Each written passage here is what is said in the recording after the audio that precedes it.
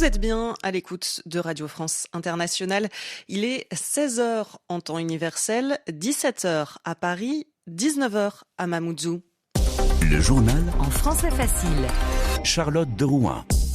Bonjour à toutes et à tous. Nous sommes le vendredi 20 décembre et je suis ravie de vous retrouver pour ce journal en français facile. À la une, le président français Emmanuel Macron a quitté Mayotte. Il était sur place depuis hier pour se rendre compte des dégâts provoqués par le cyclone Chido et des besoins de la population.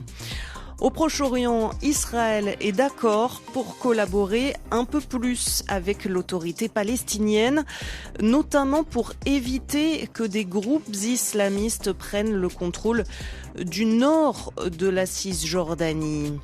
En Argentine, le président Javier Milei n'en finit pas de supprimer des postes dans la fonction publique. Le ministère de la Justice a annoncé le licenciement de 2400 employés. Les syndicats ont manifesté hier contre cette décision. Emmanuel Macron a donc quitté Mayotte aujourd'hui. Le président français s'est déplacé pour constater les dégâts provoqués par le cyclone Chido samedi dernier. Il aura passé plus de temps que prévu sur place. Sa visite devait durer quelques heures. Elle aura finalement duré une journée et demie. Le chef de l'État a passé la nuit de jeudi à vendredi à Mayotte. Bonjour Amélie Tullet. Bonjour. Emmanuel Macron s'est donc rendu compte des besoins de la population, mais aussi de la colère de certains habitants. Oui, 6 jours après le passage du cyclone tropical Chido, avoir de l'eau et de la nourriture est toujours un problème, une urgence. Le président français est allé ce matin dans des zones où il est difficile de se déplacer. Dans la partie ouest de l'île de Grande-Terre, les habitants sont épuisés, angoissés. Ils manquent de tout, ils ne voient pas les secours arriver, ils se sentent coupés du monde. Le président français leur a dit que les militaires sont en train de nettoyer les routes. Emmanuel Macron promet des distributions d'eau et de nourriture dans toutes les communes d'ici dimanche soir. Personne ne sait exactement combien de gens ont été tués par le cyclone Chido à Mayotte. Les morts ont été enterrés très vite. Des équipes sont en train de compter le nombre de disparus. Et Amélie, avant de décoller de Mayotte, Emmanuel Macron a organisé une réunion à distance avec des membres du gouvernement à Paris. Pour dire à l'administration quoi faire, quelles actions mener. Le président français veut une loi spéciale pour reconstruire Mayotte.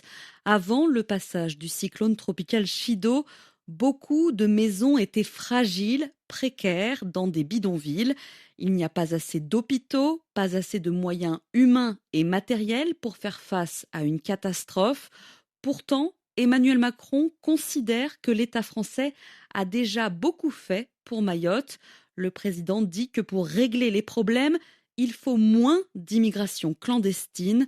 Beaucoup de gens qui vivaient dans les bidonvilles sont des habitants des Comores venus à Mayotte sans autorisation. Des opposants français trouvent que Emmanuel Macron a parfois été trop méprisant dans ses prises de parole durant cette visite à Mayotte. Et Amélie, le bilan du cyclone Chido est de 35 morts à Mayotte, mais il est difficile, vous le disiez, de compter les morts. Les autorités pensent que le bilan réel sera bien plus élevé, plusieurs centaines, voire plusieurs milliers de morts. Au Mozambique, où le cyclone est passé, aussi dimanche, au moins 75 personnes sont décédées et 800 autres ont été blessées, selon un nouveau bilan établi ce vendredi. Plusieurs ambassades touchées à Kiev dans une attaque menée par la Russie. L'armée russe a tiré ce matin plusieurs missiles sur la capitale ukrainienne en réponse, selon les autorités russes, à une frappe ukrainienne contre une usine chimique russe. Ces tirs ont provoqué des dégâts sur un immeuble où se trouvent les ambassades de plusieurs pays, celles d'Argentine, d'Albanie, de l'autorité palestinienne, de la Macédoine du Nord, du Portugal et du Monténégro. Une personne a été tuée, 12 autres blessés. Le gouvernement portugais a condamné cette attaque, tout comme la présidente de la Commission européenne, Ursula von der Leyen. Des diplomates américains sont arrivés en Syrie pour rencontrer les nouveaux dirigeants du pays, une dizaine de jours après la chute du régime de Bachar al-Assad. La coalition, l'alliance de groupes armés, est dirigée par le groupe islamiste Hayat Tahrir al-Sham, qui a pris la tête du pays. Les diplomates veulent encourager cette coalition à pacifier la Syrie après 13 ans de guerre civile. L'armée américaine, elle, a annoncé avoir tué aujourd'hui dans une frappe un cadre du groupe État islamique en Syrie. Elle dit avoir mené une frappe précise et tué Abu Youssef dans la province de Deir ez-Zor. En Israël, le cabinet de sécurité, qui est composé de plusieurs ministres, a donné son feu vert à une plus forte collaboration entre l'armée israélienne et l'autorité palestinienne. Israël et l'autorité palestinienne craignent que des groupes islamistes prennent le contrôle du nord de la Cisjordanie, un peu comme ce qu'il s'est passé en Syrie. Les explications de Pierre Olivier. C'est un virage sur l'aile opéré par l'État hébreu dont la stratégie ces derniers temps était plutôt d'affaiblir l'autorité palestinienne. Changement de cap donc, l'armée israélienne va coopérer avec la police palestinienne mais aussi avec ses services de renseignement. Qu'est-ce que ça veut dire ? Concrètement, Israël devrait autoriser la livraison de matériel de défense et de déminage notamment qui manque cruellement à la police palestinienne. Des pays comme les États-Unis avaient demandé un peu plus tôt cette semaine que ces livraisons soient autorisées. Mais alors, pourquoi ce revirement d'Israël ?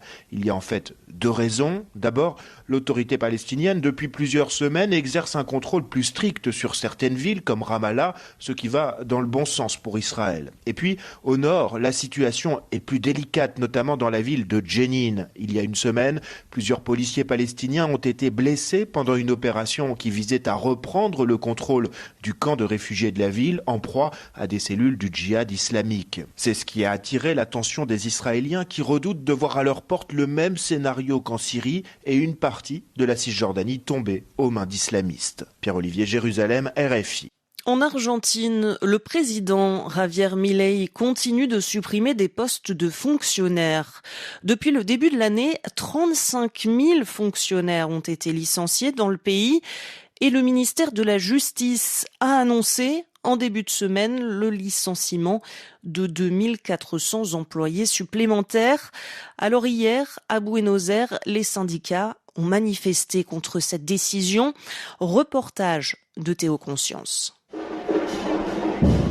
La colère gronde au rythme des tambours devant le ministère de la Justice à Buenos Aires. 2400 licenciements, des réductions salariales pour 90% des employés restants. Après 16 ans au secrétariat des droits humains, Mariano a appris cette semaine qu'il était licencié sans indemnité. Nous sommes des pères et des mères de famille, nous avons des enfants et nous allons nous retrouver sans revenus le mois prochain. Donc nous demandons que la loi soit respectée et que nous recevions une juste indemnisation. En plus de la dimension humaine de cette nouvelle vague de licenciements, ce sont aussi les politiques publiques et les services assurés par le ministère de la Justice qui vont être affectés, rappelle Paola Donadio, déléguée syndicale. Les espaces de mémoire de la dictature, l'assistance juridique aux victimes de violations des droits humains, l'accès à la justice.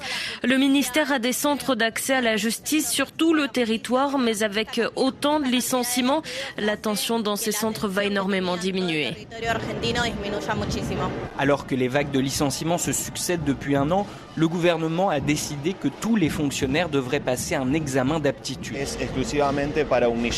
Le seul objectif, estime Mariano, c'est de nous humilier et de nous stigmatiser publiquement. Théo Conscience, Buenos Aires, RFI. RFI, 17h et bientôt 10 minutes dans nos studios ici à Paris. C'est ainsi que s'achève le journal en français facile. Pour le réécouter, rendez-vous sur notre site françaisfacile.rfi.fr.